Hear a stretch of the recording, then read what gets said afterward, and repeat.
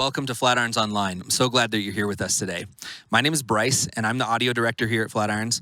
I work with a team of engineers that gets to mix our music and teaching for our online campus as well as our campuses around the Denver area. I am so proud to be a part of this team, and I'm really proud that we have a product online now, a church available online. It was a project that was years in the making and something that I'm really grateful to be a part of. So wherever you're tuning in today, please let us know in the comments below where you're at and who you're watching with. We'd love to know that. One other quick reminder, today is the last day that you can sign up to be a group leader for online. And I just want to say that my wife and I are able to lead a small group in our area, and we have about 10 people in it. It's one of the most life-giving things that we do. We're really fulfilled and get a lot of joy from being able to do life alongside other people in our same life stage with young kids.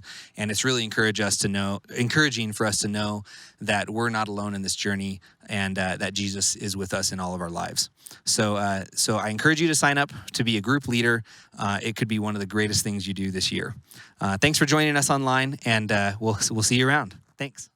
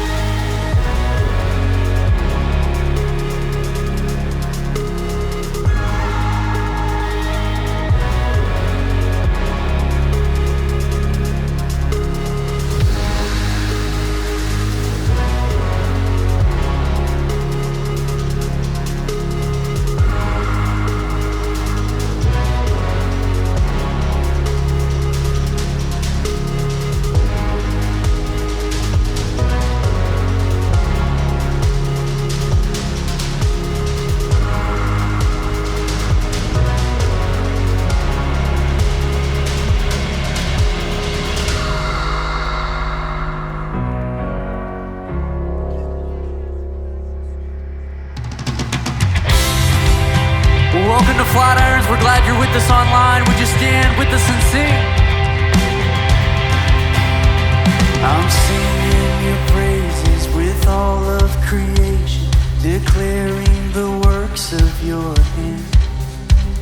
My voice it is straining as my heart is longing to join in the song of the Lamb.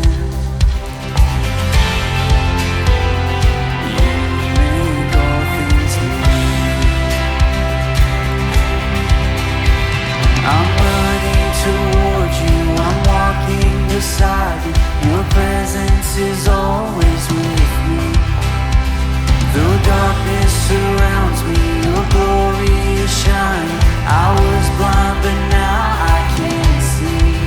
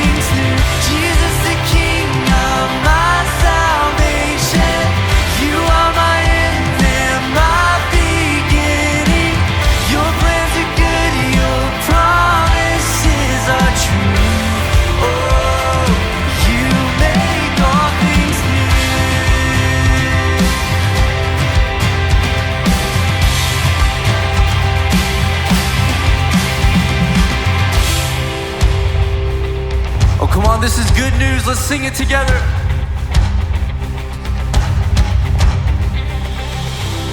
Your mighty hand that split the sea took the nails to rescue me.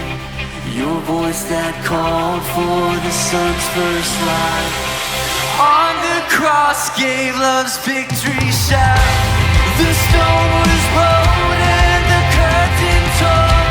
Well, the grave was killed and your body gone. The night is past and the morning dawn. The light of life now is overcome. Come on, you say, you make all things new. Jesus the King of my salvation. You are my end and my beginning. Your plans are good, your promises are true. Oh, you make all things new. Jesus the King of my salvation. You are my end and my beginning. Your plans are good, your promises are true. Oh, you make all things new. Oh yeah, you make all things new.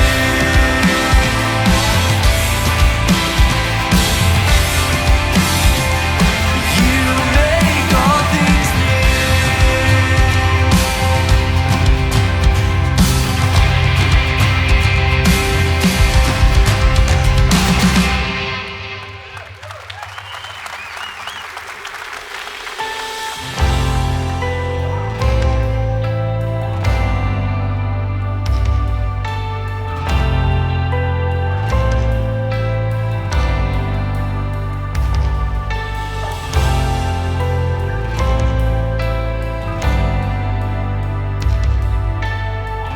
on every voice we sing. The head that once was crowned with thorns is crowned with glory now. The Savior knelt to wash our feet. Now at His feet we bow.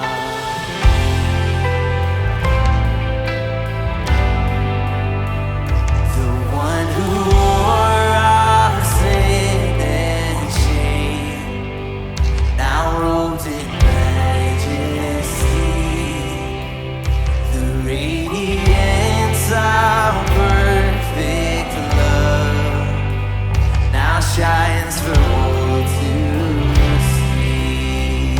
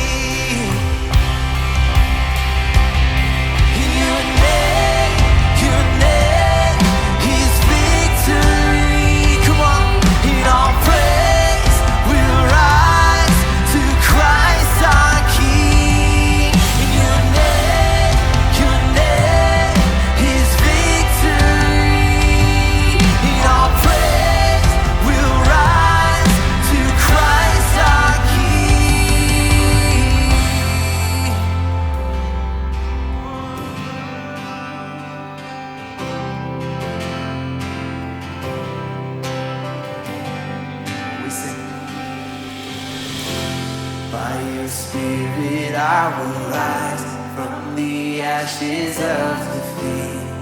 The resurrected King is resurrecting me. In your name I come alive to declare your victory. The resurrected King is resurrecting me. By your spirit I will rise from the ashes of defeat. The resurrected King is resurrecting me. In your name I come alive to declare your victory. The resurrected King. Come on, by your spirit we sing. And by your spirit I will rise from the ashes of defeat. The resurrected King is resurrecting me. In your name I come alive to declare your victory. The resurrected King is resurrecting me.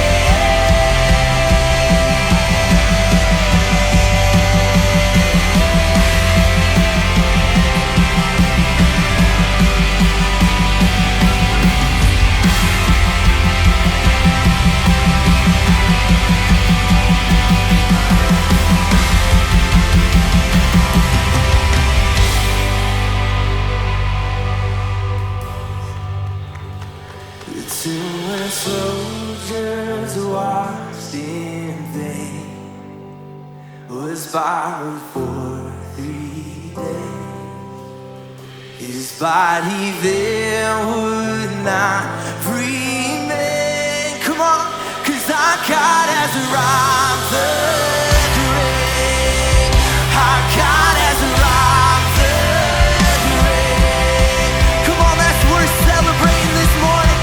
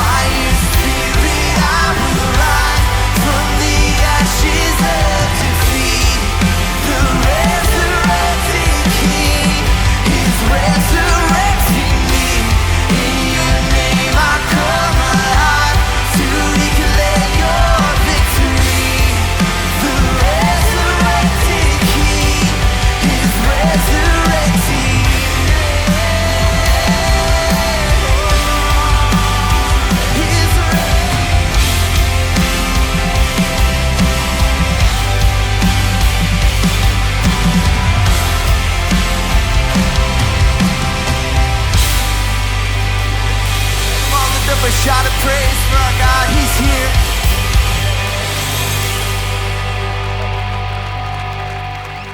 Hey Flatirons, thanks so much for being with us this morning. Before you take a seat, why don't you turn and greet someone, give them a high five or a handshake or a hug, and then you can sit.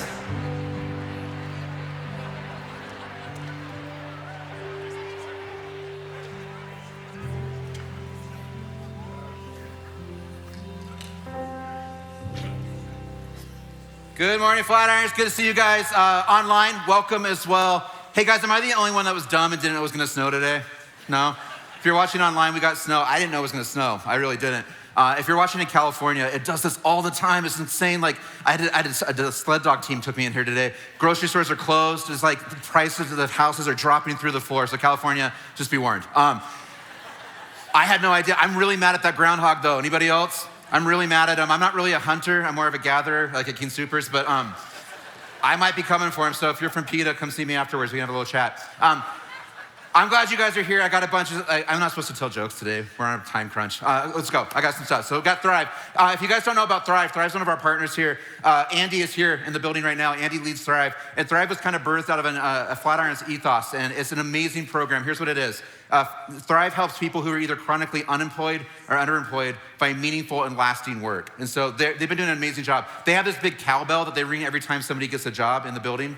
And guys, I'm pretty mad because I always think an ice cream truck has arrived.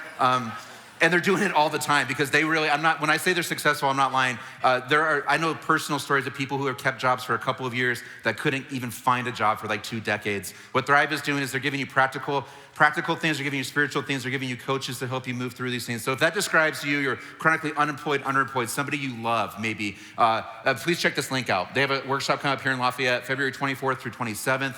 But I also want to say this, if you're somebody who thinks you could be a coach for that program, I'd love for you to jump on board to thrivecolorado.org and also look at that to see if there's something that matches up well for you as well. So please check out Thrive. I love what they do. I say it every time, but I really do mean it. Second thing is this, last week, I told you that we're ready to open up brand new small groups. So a couple years ago, we said small groups are the thing that we do. And we have like 500 of them here in Lafayette. We also have them online if you're watching online. But we need leaders also online. But here in Lafayette, we need a whole bunch of people to step up and lead brand new groups. So the application actually closes later today. And so I just want to give one last push, maybe you've been thinking about it or praying about it, or maybe this is the first time you're hearing about it. I just want to push a little bit harder and say, if you've ever considered it or think this might be the time, I'd love for you to apply and check it out and see if it might be a good fit for you in this season of your life, whether that's you and a spouse or you and a partner or you just by yourself or your family, whatever that might look like. I just encourage you to check it out and see if it's for you. Cool, so go to that link, flatirons.com/leader application, and that does close today. Next thing's exciting. One of our pastors here on staff, Jordan Bergen, his brand new book is releasing this weekend, and we have it out there in the lobby. This book, throw it up there real quick. This book it's called Man on the Throne, and this book is for men who are interested in being spiritual leaders in their household. But it's also for men, maybe you're not married yet. So for me, guys, I've read this thing like 5 times. Jordan leaves his computer open all the time, so I've been on his computer a bunch of good stuff on there. But this thing, I've read it about 5 times, and it really is challenging. It's made me stop and rethink about some of the ways that I even speak to my children and my wife sometimes, where I think I'm doing something really good and I'm not. There's a bunch of really good content in this book for those of us who are married and trying to lead our homes, but also if you want to be the kind of man who someday somebody will look at and say, that's a good man that I want to marry, this is a book for you as well. So you can go meet Jordan and grab one of those on your way out today. I encourage you to do that, okay? Next thing is this. We have a partner here called Fathers in the Field. If you guys don't know about Fathers in the Field, we've been doing this with them for, I don't know, maybe 3 years now? I don't know, I'm bad at time. But Fathers in the Field, they help boys who are in fatherless homes connect to men, to a mentor. And so we all know that there's tons of homes and tons of situations, good and bad and otherwise, and things where families are just completely shattered. There's dads who live on the other side of the country. There's dads who never showed up. There's dads who have tragically passed. These guys have stepped up to the gap to say that we are gonna help these boys in homes where they don't have a mentor, a male role model, find somebody who can lead them through life. And so it's about fatherhood, it's about faith, and it's really about these boys experiencing something different than they've ever known. And so they hunt and they fish, they go hiking and camping, they do a whole bunch of really amazing stuff outdoors with these boys, but they also help them understand who the real Jesus is. And so we're lucky in this church because we have a whole bunch of you. You can see a lot of people thought this was a Chiefs shirt. It's not, it's never gonna be. But this is a shirt for Fathers in the Field. So if you see these men out in the lobby, I would love for you to go out there and connect with them in a couple specific situations. One maybe would be that you are a mom raising your son right now and you don't have a male father figure for that kid.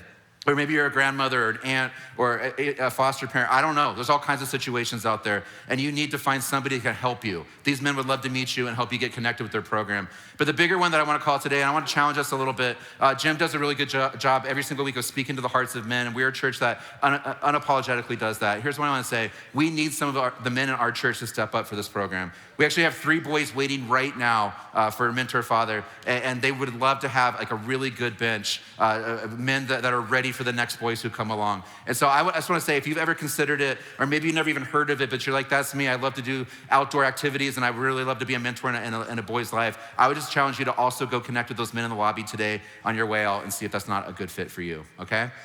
All right, hey, I'm gonna pray here in a second. We got one more song. If you kind of, like, I went to high school and college in the late 90s, early 2000s. You probably know the song Skater Boy. You know what I'm talking about? Anybody a fan? No, nobody is. We're not playing it, don't worry. This is a song by Avril Lavigne, but Danny is about to sing this song. If you guys have never heard Danny, don't know Danny, she's amazing. She's gonna crush it. I can't wait to hear it again, but I'm gonna pray for us and we're gonna go. So God, I thank you this morning for everybody in this room, everybody watching online. God, no matter where people are, no matter what they're walking through, God, whether they're in the worst moment of their life or they're in one of the best. God, I pray today because I know this. Some of us had to drag ourselves in. It's not just because it was hard to get here from the roads or whatever. God, we had to drag ourselves in because we're just looking for one thing. We're just looking for a little spark of hope or something to get us through another day. And so God, I pray this morning for the person who came in here and they're kind of at their last answer, at the end of their rope, or they're not really sure where to turn next. God, I pray that today that something you say, God, in your word or through Jim or through a song, something that you do in this room today would help each one of us connect to Jesus a little bit more and leave here just a little bit different with a little bit more hope. We love you. We're thankful for Jesus, and we pray this in his name. Amen.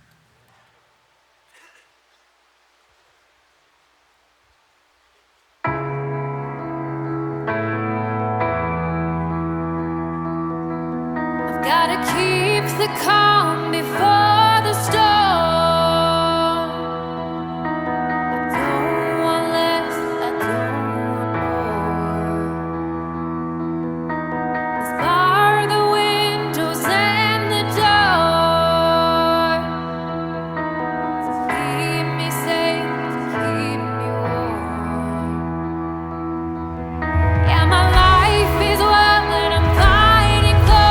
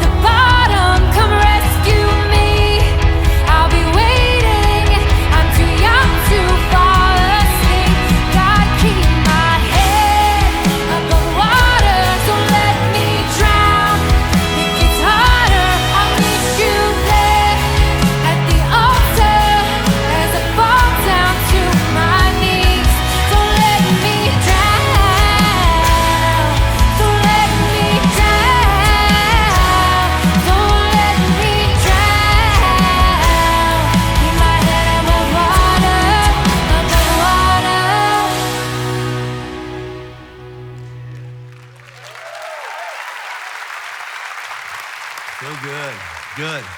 Hey, I just want to say I'm proud of you. Colorado, we have a lot of snow here, and Colorado's supposed to be tough, and there are a lot of people who are not tough, but you guys are tough. You should pat yourself on the back. We made it here, all right? And so I want to welcome you all here in this room, and then all of our campuses are linked together, and then we got all our brothers out in Lyman. Say hi to our Lyman, everybody. And here's what's amazing is that now they're all linked together, but there's all over the world right now, there's probably between 20 and 30,000 people that call Flatirons their home. And so just thinking about that gets me excited about what I want to talk about today. So welcome to all of our campuses and all over the world. But we're in week 3 of this series we're calling Pieces, where we're contrasting two different words, whole and pieces. Those are very different words, especially if you would apply them to your own life. Like if you were to describe your life as my life is whole, that can be translated this way: my life is complete, my life is lacking nothing, my life isn't missing anything. And if you were to describe your life like that, you go, that's a good life. Right, that would be a good life. And the word out of the Bible that we've been studying is the Hebrew word shalom, which can also be translated peace, all right? And again, if you were to describe your life with words like peace and complete and not missing anything, you would say, my life is going pretty well, all right? On the other hand, the word pieces, all right, especially if you were to apply that to your life, as in my life is in pieces, it would bring up different words like my life is broken, or my life is missing something, or incomplete. That life just doesn't seem like it would be as good. And so the question is, first, how and what tends to cause all or like parts or pieces of a person's life to break and fall apart? And is it possible, and if it is possible, how is it possible? Is it possible for a person's life to move from pieces to peace? That's what we're trying to figure out in this series, all right? So what we covered last week, and I know that we have people that come and go to Flatirons and tune in, and maybe this is your first time here, so we're gonna do a little bit of catch up here. What we covered last week is that right or wrong, good or bad, your fault or somebody else's fault, everybody listen to my voice right now. We're sitting here right now with our own set of beliefs. We come in here with beliefs, with thoughts, with definitions. We have ideas about things. We have strategies on not just how to do life so far, but how, given what's happened in our life and what's happening right now, a lot of us are trying to figure out, what do I need to do from now on? And that's where we're gonna land here in just a few minutes, all right? What could I do that might lead to something better?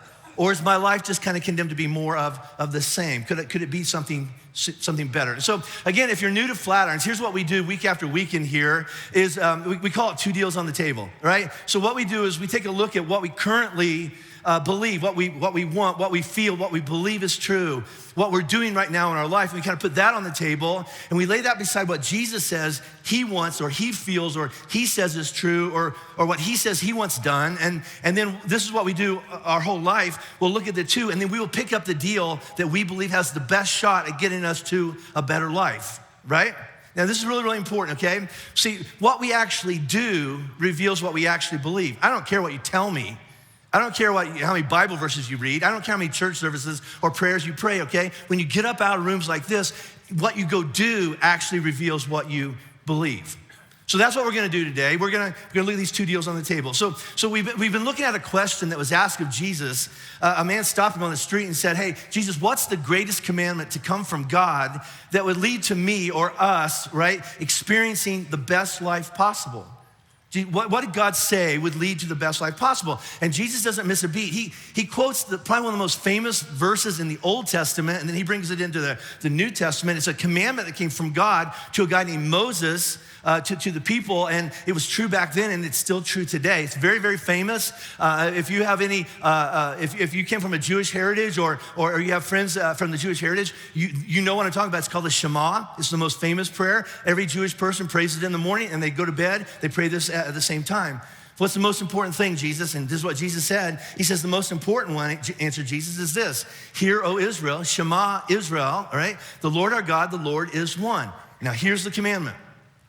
Love the Lord your God with all your heart, with all your soul, with all your mind, and with all your strength. The second is this, connected to it: love your neighbor as yourself. There is no commandment greater than these. So Jesus calls out here's the truth, all right? What all of us already know, all right? And we already believe that this is true. And here's what I mean by that. We all know and we believe that, we have one life, but it is very complex, isn't it?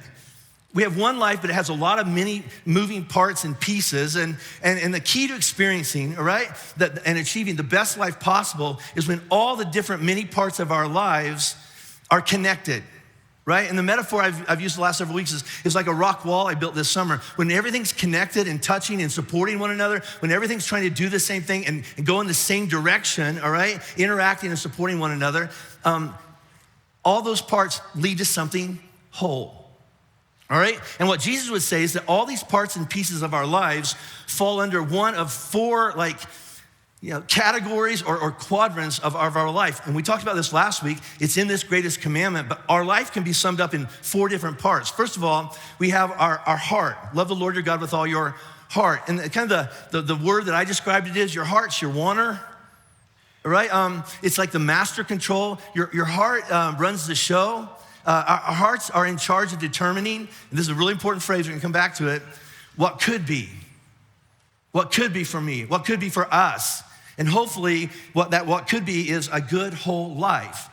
So the heart's trying to figure out, how do I have a good whole life? So it asks very, very, very important questions. And we do this our entire life, consciously or unconsciously. The questions go like this: what is it that I really want for myself?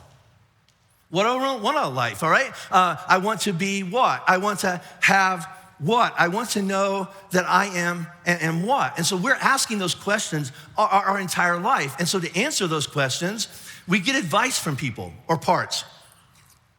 We have messages and voices coming at us all the time, and then they come to us, and then they tell our heart something, and then our heart goes, okay, this is what I'm gonna go with, and then we go out and live our life, all right?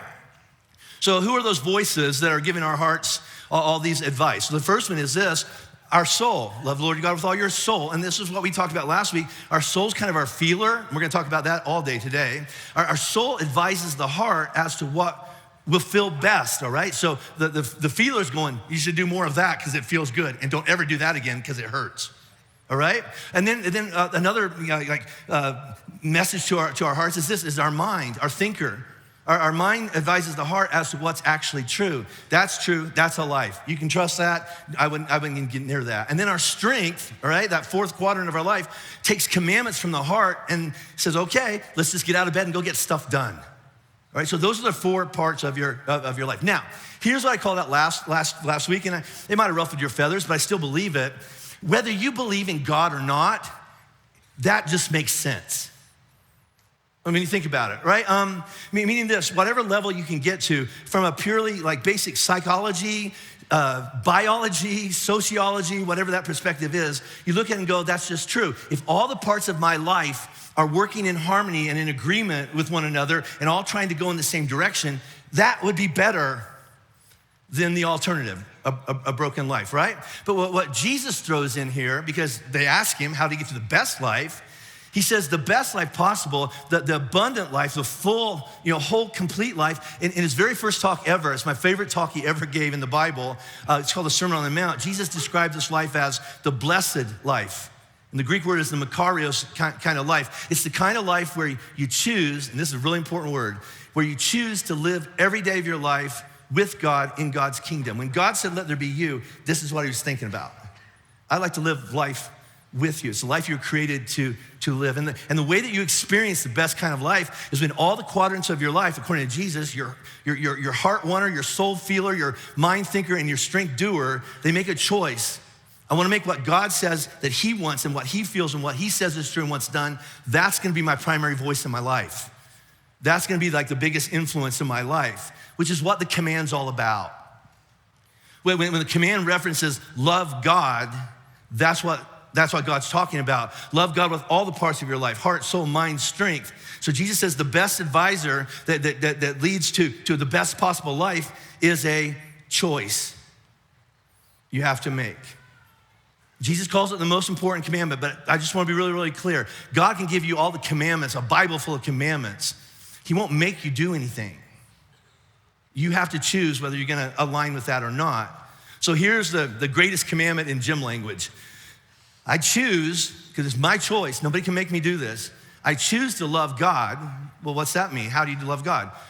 I choose to love God by prioritizing his wants, his feelings, his truths, and his actions to determine and guide my own. right?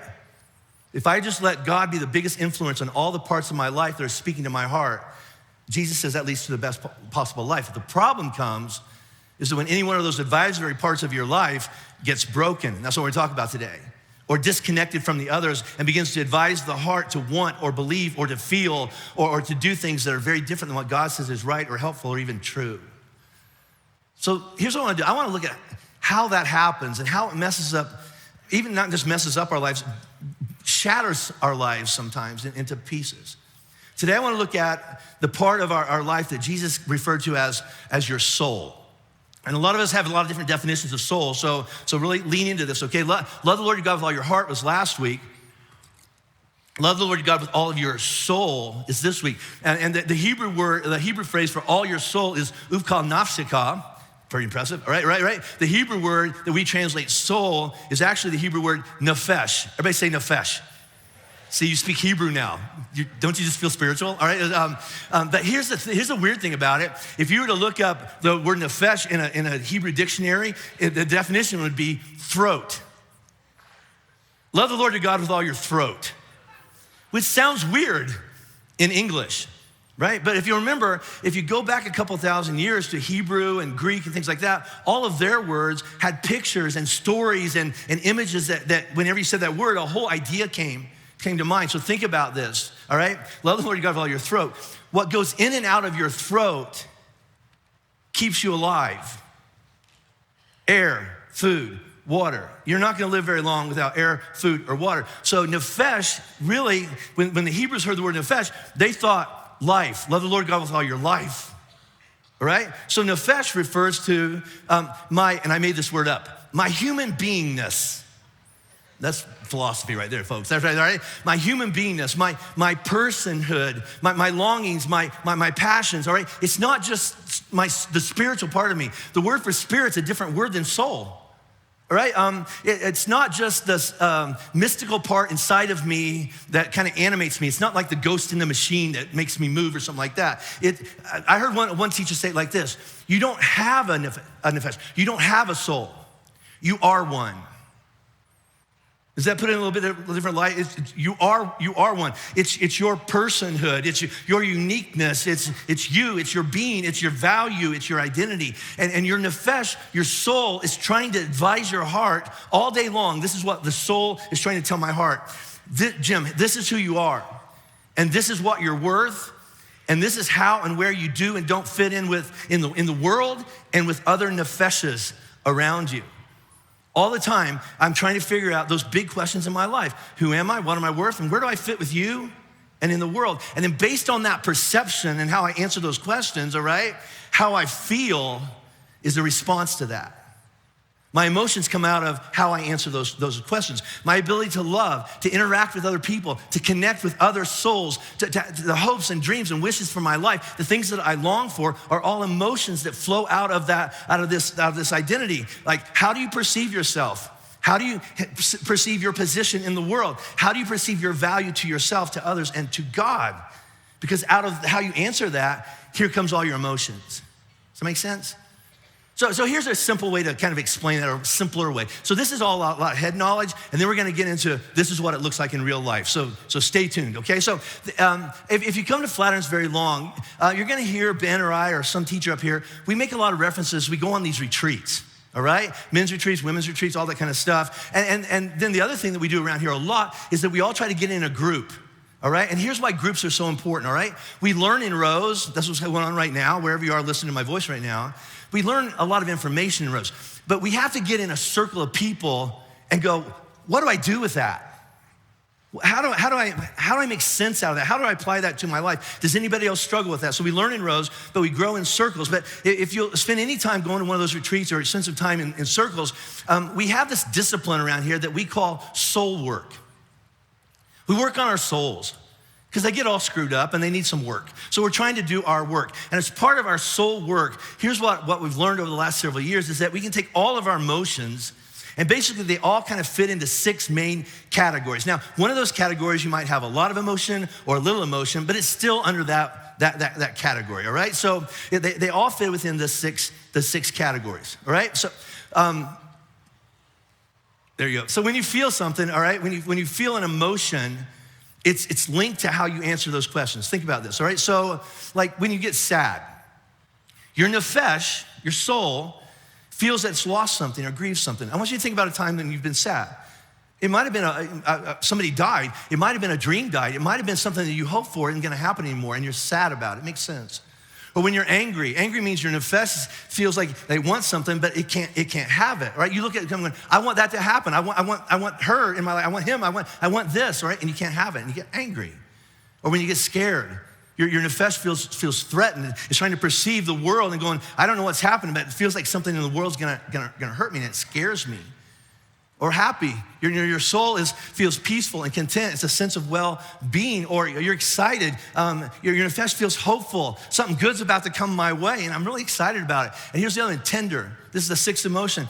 Your nefesh feels connected to another person. I have empathy with another person. I have compassion. I have love for somebody, and I feel really tender-hearted towards that.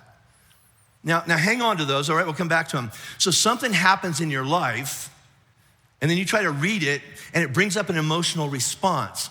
Your nefesh then kind of informs your mind, this is how it feels, and then your mind goes, well, if it feels like that, this is what must be true, and then it says something to the heart, and then the heart sends out an order to your body, go do something about that, right? Now, here's where it gets tricky. If the emotional response is healthy and is perceiving the situation in a whole way, in a way that agrees with God, then what comes out of you is healthy and whole and agrees with God. Wouldn't that be great? But that's not what I do most of the time. Why? I have a broken nefesh. I have a broken soul, right?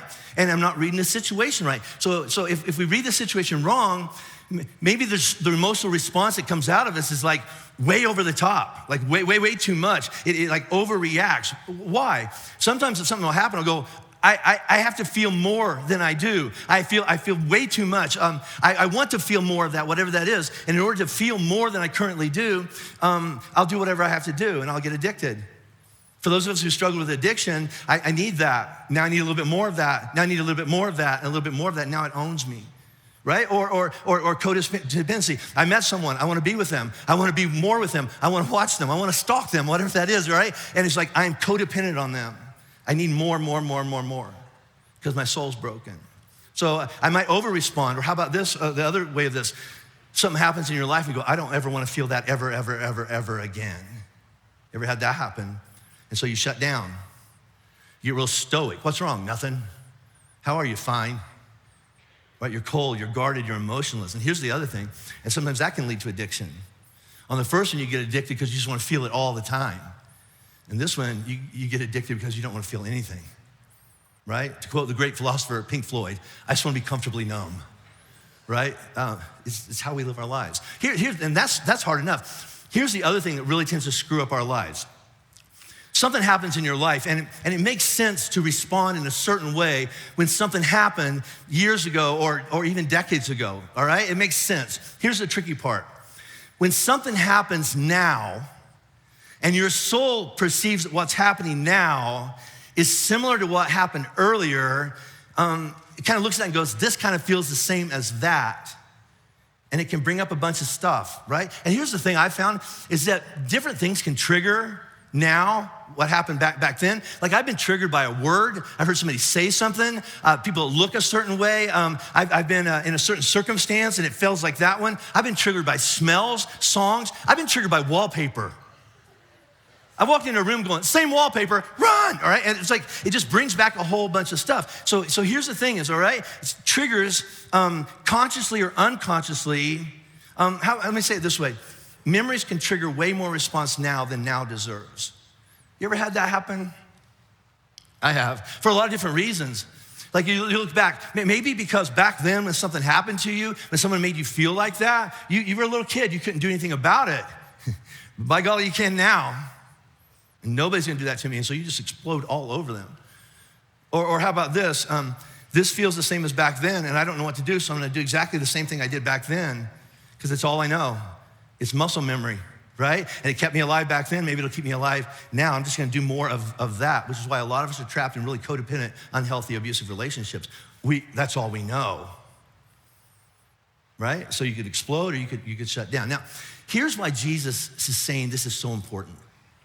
To make sure that all the parts of our lives are looking to what God says is true rather than what our emotions feel right now or perceive to be true. Because if we're not constantly laying what we feel beside what Jesus says is true, we run the risk of not just screwing up our own lives, but all the lives of all those people around us. And we're gonna get to this in a few weeks, our neighbors, but you know what? I don't wanna talk about loving my neighbor right now. You know what I wanna talk about? My closest neighbor, the people related to me, the people I love the most in this world, my family. My brokenness keeps on falling out on them, all right? And it's not because we mean to. None of us wanna hurt our family. None of us got up this morning and said, I'm gonna try to hurt my family today. None of us did that, all right? But it's happening all the time. Why is that? So here's what I wanna do. I wanna take this out of the hypothetical, we're just learning knowledge, stuff like that. I wanna give some examples from my own experience. This is what it looks like in real life, all right? So, and it's emotional for me. I mean, I'm talking about soul work here, and last night when I went through this, I had to stop a couple times because it's just hard. But it's what we do here at Flatirons, right?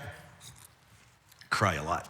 So I 8 years ago last week, my dad passed away and went to heaven. And I miss him. I had a good dad.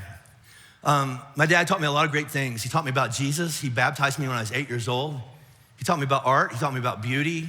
Tried to teach me about music, be a horrible singer. But he was a pastor. He taught me about ministry.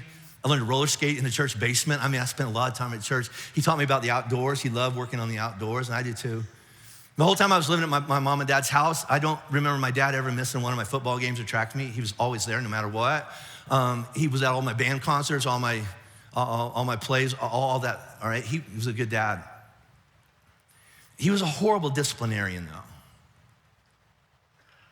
He didn't know how. See, the only form of discipline that my dad had ever witnessed or experienced in his own life is that if he did something bad or his dad thought he did something bad, discipline was you got the crap beat out of you with a fist or a boot or a horsewhip in his case, all right? And he knew this, I do not want to do that to my son. So whenever I misbehaved, hypothetically, or when I was rebellious and I needed a strong influence in my life, this is what happened in my house the whole time I was growing up. I'd do something wrong and my dad would get mad and yell at me, and then it was like a switch flipped and he would shut down. Physically, he'd shut down, he'd go silent, he'd go sit in a chair for about an hour and stare. I never got disciplined as a kid. So it explains a lot, doesn't it? I never got grounded, I never got spanked, I never got restricted, I did whatever I wanted because my dad was in a chair. Why? Because my dad's soul was broken. My dad was trying to do something better for me than what he felt as a kid. And that's a good thing, right? That is a very good thing, all right? But here's how that fell on me, unintentionally. But here's the message my soul took on. And in a time in my life where I was trying to figure out who I was, what worth I had, and what my place is in the world as a boy who wanted to become a man. And I knew that I wanted to be a strong man, so I went looking for strength. And my dad was in a chair, so I went looking for strength in all the wrong places with all the wrong people, and I got hurt. Right? And you have your version of this, don't you? Right? You got hurt, all right? Now listen, I'm not blaming my dad. My dad was trying to do something good, not hurt me, all right? It just came out wrong. He was passive. I was looking for something good, someone or something to tell me that I was good enough, I was strong enough, and that I could be a man in today's world. I just looked in the wrong place, and I ended up getting hurt, and I felt weak and powerless and a failure, which left me with a lot of tapes playing in my head, a lot of messages in my soul of fear and shame and insecurity. My soul continually began to feed my heart and my mind the message, Jim, whatever you have to do, protect yourself. Don't put yourself in any situation where you might feel weak or helpless. So whenever I run into any situation where I don't know what to do and I don't know how to fix this, this is what I do. I either panic and try harder, which will land you on sabbatical, by the way, all right? Which is exactly what happened, all right? But here's my MO. Here's what I do most of the time, all right? I'll just dump you. Bye. I will just dump you and I'll go do something else that I know that I can win at. Because I gotta win, because this doesn't feel good. Robin and I have shared our story before, but like, so if you're new around here, so my wife Robin has struggled with bipolar disorder all of her life, and then that really came online after we got married, probably because of me, and then she's had a long history of migraine headaches, and I don't know how to fix that. Do you? Yeah, I've tried, all right, and I don't know how to fix it. So I come in the house at the end of a day of work, and I walk in, and everything around me just said, you're losing, you're losing, you're losing, you're losing, you're losing, all right? So I didn't know what to do, but I did know this. I'm really good at running churches, right? And so I ran away from home, which felt like I was failing, and I ran to church. I know my biggest fail. If you were to back me in the corner and go, what's your biggest fail as a husband and father? I know the day. I know the day is when Robin, so bipolar is you get really, really high or you get really, really low. And this was the season where Robin was really, really, really low, like in the bed with covers over her head for weeks. And then she had these migraines. Sometimes the migraines would get so bad, she would actually hit her head against the wall because it felt better than just the pain, all right? And I ran away from home. I left Robin depressed and with migraines and 2 small children. And I walked out the door with her voice yelling behind me, please don't leave, please don't leave. And I went on a 3-week mission trip with my church. So proud, right? And I went to India and Kenya. I baptized some people. I don't remember their name. I preached. I don't remember what I preached. I met some people. I did some things where I don't remember much of any of it. But when I got home, I got a raise. I won. Does this connect with anybody else? I've never had an affair with a person, with a human being, all right? I've had multiple affairs with my job and my career and my hobbies because they tell me I'm good. Do you see where I'm going here? And this is really important. Do you see the unintentional, I didn't mean to do that, the unintentional fallout of not addressing the broken parts of our soul? Some people, will look at this and go, that explains this thing called generational sin. Meaning this is that the sins or the brokenness of the parents falls on the children. Not because you mean to, it just happens. I don't know the story here. I'm sure that my grandpa was an alcoholic and a broken, angry person for a reason. Somebody else's brokenness fell on him and it broke his soul. And then his brokenness fell on my dad and it broke my dad's soul, who did the best he could. But I remember about 10 years ago, I was driving my dad out to the airport. And we were having a conversation around his dad, and he said, Jim, I've always felt like a failure as a minister, as a pastor. And I went, why? He says, because I stand in front of people all the time, and I teach, we have to forgive our enemies. And I've never forgiven my dad for what he did to me. And I feel like I'm a failure. And I looked over and went, that's what makes you a good pastor. This is what me too means. Right? This means that you understand that forgiveness is not an event. I prayed a prayer and it was all over. It's a journey. But he never resolved that in his own heart, all right? And so he wrestled with that all of his life, and then his brokenness fell on me, and I took on a message about my identity and my worth and my place in the world, and it was broken, it went undressed and unhealed, and that fell on Robin and fell on my kids. And this is where we're gonna get kind of raw and real. See, here's what I mean by that. Write this down. We cannot go back and change our past. That verse does not exist, all right? We can't change our past life, what we've done, who we've wounded, or the wounds that have landed on us, all right? But we do have a choice to rethink what we want is actually true now and what can be different from now on, right? This should be your screensaver because we probably need to remember this every day. We can't change the past.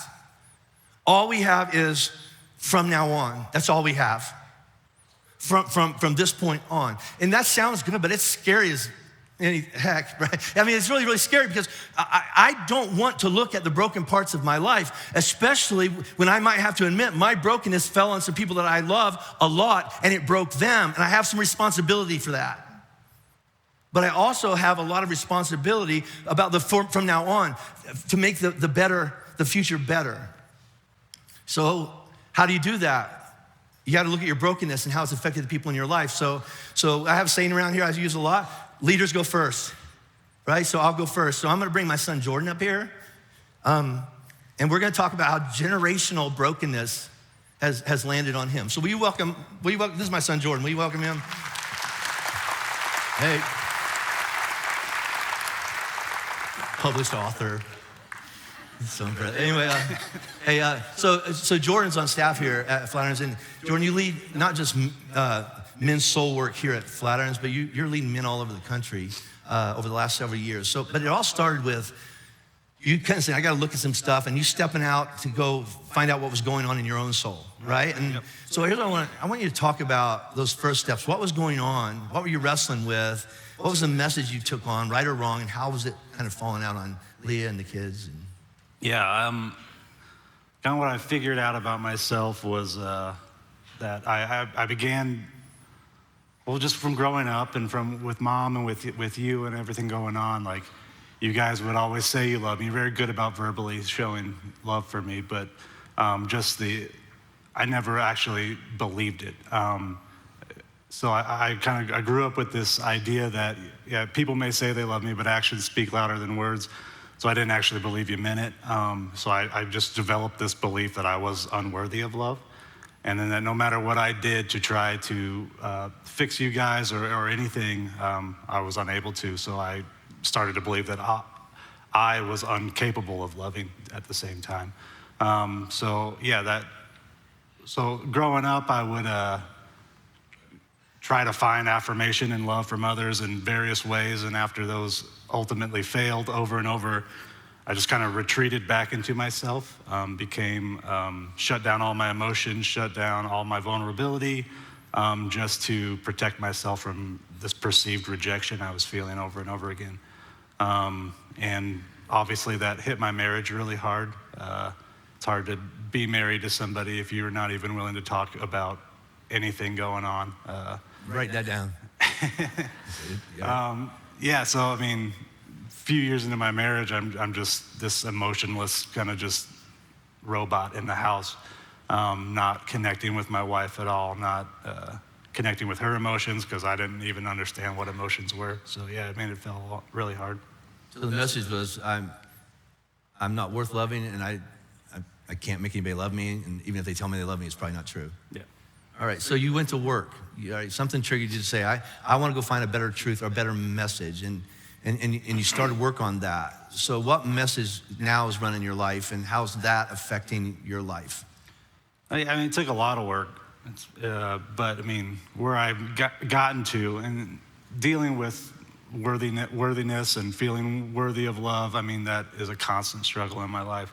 But I keep continuing to battle it with just the fact that I am worthy of love. I have great attributes that God sees in me, my wife sees in me, my friends and family see in me. And I'm finally starting to believe that I am worthy of love. Yeah. So we're talking about, you work a lot with men, and we talk about men's work and all that, but we have all the women's soul work here going on at Flatirons too, and there's a lot of correlation. What we have in common is that something happens in our life, and it kind of falls on us, or we perceive it, right or wrong. It defines us, and we take on a message, right? So you've worked with hundreds of men, but hundreds of people I think this is probably applied to. Is there a common message that's running in a lot of our heads, right? And where does that come from? Yeah, there are definitely common themes that go throughout it. And most of it revolves around the question of if you're enough, if you have what it takes to be loved, to love. With the soul in particular, it revolves around that love connection part. Do people love me? Am I lovable? Do I deserve affection, affirmation? And ultimately, can I love people at the same time? And I think that comes from very similar place as mine, with parents, friends, grandparents, teachers, siblings, like people that should have loved you at a very vulnerable age as a child, especially, and they either didn't or couldn't love you the way that you needed to be loved at that time in your life. And some of it, I'd say most of it's unintentional. I remember the first time you and I talked about what you were learning about all of this, and we were driving in the truck, and you actually brought up stuff like that you were unpacking that Mom and I had kind of landed on you. And my first response was, I'm so sorry. And then you stopped me right in the middle of it, and probably one of the most helpful. This is not about blame. You looked at me and went, Dad, you did the best you could.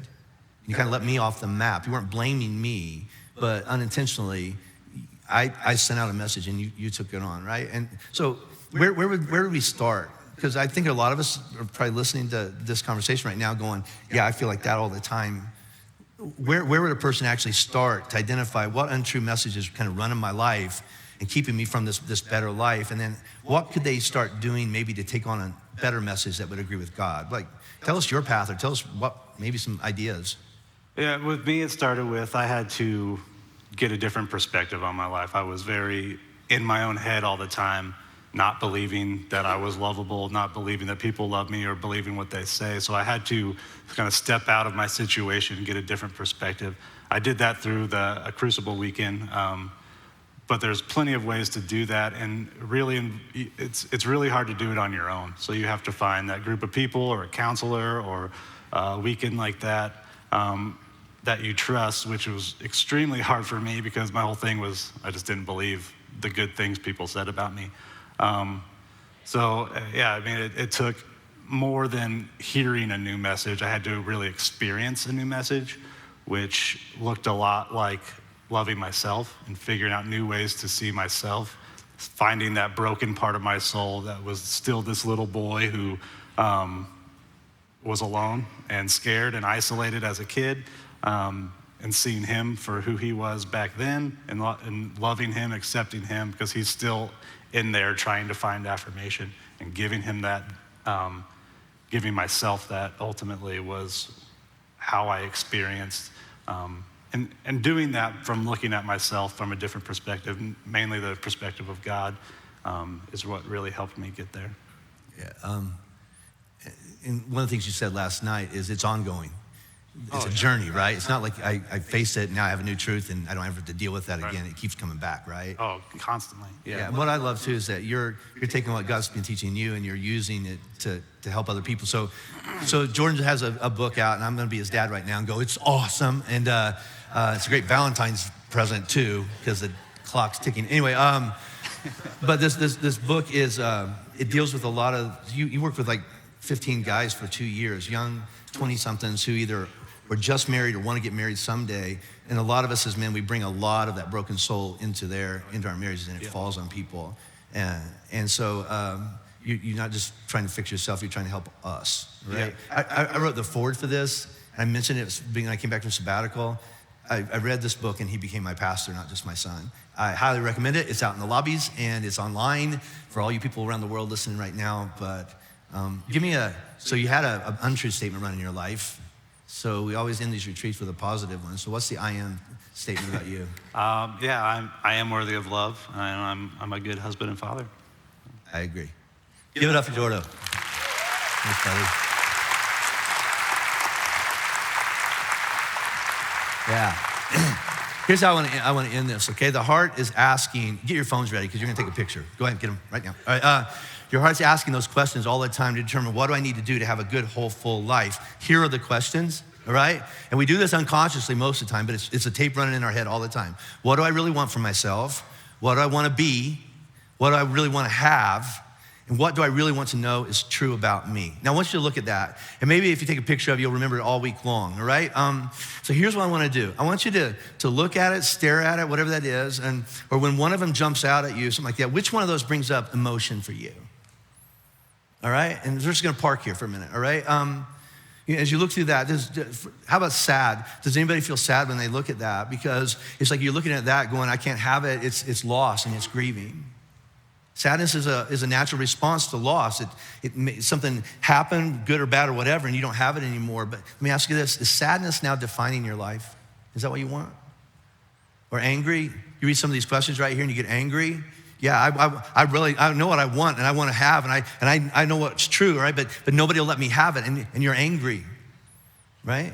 Let me just clear something up for Christians. It's not a sin to be angry. I can show you Bible verses that say, be angry.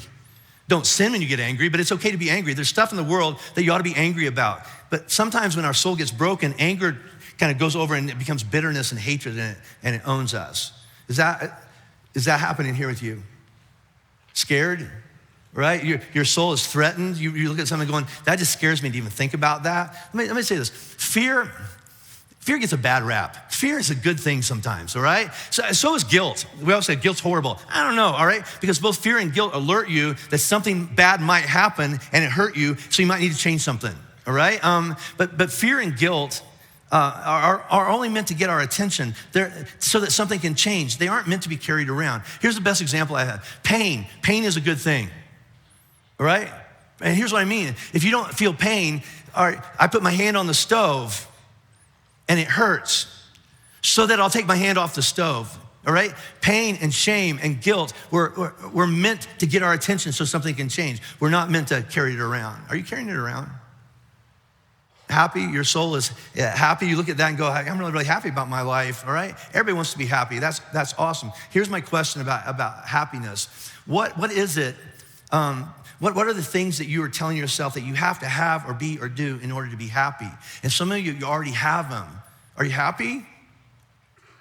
How's it working for you? It's great. Keep on doing it if it's great. I'm excited. I read some of that. I get really, really excited. I'm anticipating really, really good things. Again, everybody wants to have hope, all right? What are you putting your hope in? What are you putting your hope in? If this happens or that happens or if I get this or whatever that is, everything will be okay. And does that hope line up with what God says? And what happens if it doesn't happen to your hope? And is there maybe something better you might want to think about putting your hope in rather than this thing, all right? And tender. This is what's going to really gets filled. You look at that going, I just want to be connected to somebody. I just want to be, I want to love somebody. I want to have somebody in my life. I want to feel compassion. Listen, compassion is a good thing. It's one of the number one things that describe Jesus. So being a compassionate person is a really good thing. Broken compassion, do you feel like you have to carry everybody else's pain? You have to take it on yourself? Do you feel like you have to be everybody's hero? Do you feel like you have to save everybody in your life? Because that's a lot of pressure. Just think about it. See how important the soul is to living and experiencing a full life and what can unintentionally happen to ourselves and the people that we care about the most if we don't have the courage to take a look at what is broken. So we have a saying in soul work that goes like this. You got to keep it out in front of you, right? You got to keep that broken part of your soul out in front of you. I'm angry, I'm sad, and here's why. I'm codependent, I'm addicted, I have it out in front of me, and here's why. I know it's part of my life, I acknowledge it. I'm not gonna try to ignore it like it's not true, it just gives it more power, all right? But I'm looking at you right now and going, you're a lie. And you don't agree with what God says is true about me, and I need to make a decision right now. And here's what I want you to walk out of here. You have to choose to do something different in spite of how you feel. And this is the only room you'll probably hear that all week long, because every other room's gonna say, go with how you feel. You have to choose to do something different in spite of how you feel. And that's easier said than done. And we're gonna spend the whole talk next week talking about that. How do I choose to hold on to something that is true rather than let my broken emotions run my life?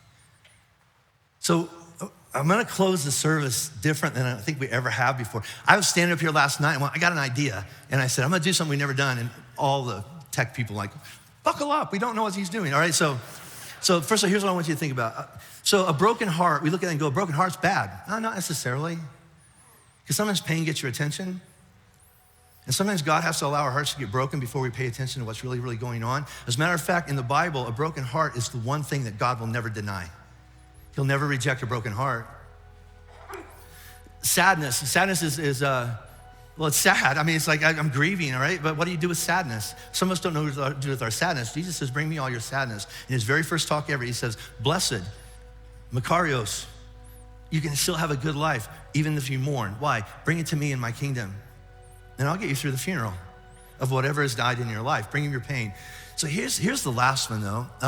So I'm not gonna get into specifics. I'm gonna make a really broad statement. I have sinned a lot. Anybody else? Me and 4 people down here. Oh, y'all, yeah, all right.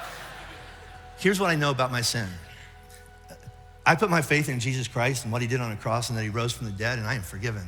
He's my Lord and Savior. If I die tonight, I am going to heaven. I don't have any fear of that, not one. I'm forgiven. 1 John 1:9 says if we confess our sins to him, he's faithful and just and will forgive everything. I'm forgiven. I found a verse a few years ago that's different than that, though. It's found over in the book of James, this little book toward the end of the Bible. It says this: confess your sins to one another so that you will be healed. I'm forgiven. I'm just not healed. Anybody else? And I want to be healed. I think that's the key to a better life. So where do you do that? It starts with coming to Jesus and then maybe circling up with some people. So here's the risky thing I tried last night, and it went okay. It's a risk. So at all of our campuses or in your living rooms around the world, if you're at Lyman right now, here's what I want you to do. If anything I've said today has landed on part of your life, would you be willing to stand up so we could just pray for you? Anybody?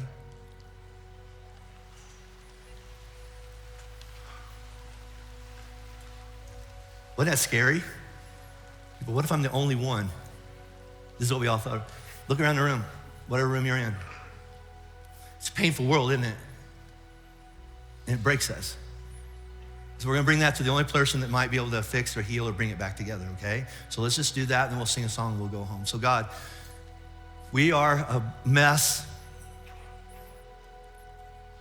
and we are desperate for something better in this world, and we just don't know. We're doing the best that we can. We got a bunch of stuff that fell on us. We feel really guilty and shameful about the stuff that we've dumped on other people. So it's something's got to change in our life, and so we're making a decision right now to look to you. Go, do you have something better that you could kind of send in our direction? Because if you would be willing, God, to forgive all our shortcomings and all of our mistakes and all those moments that we wish we could get back, if you would be willing to forgive that would be like proof that you really love us. And if you loved us that much, then I think I might be willing to love you with a little bit more of my heart and my soul and my mind and my strength. If you could pull my life back together, God, I think I speak for a lot of people standing. If you could forgive me and heal me, you could have me my whole life. And I'm not strong enough to do that on my own, so I need you, Jesus. Will you come to all of us right now and pull us back together into one whole peaceful life? It is in Jesus' name I pray. Amen.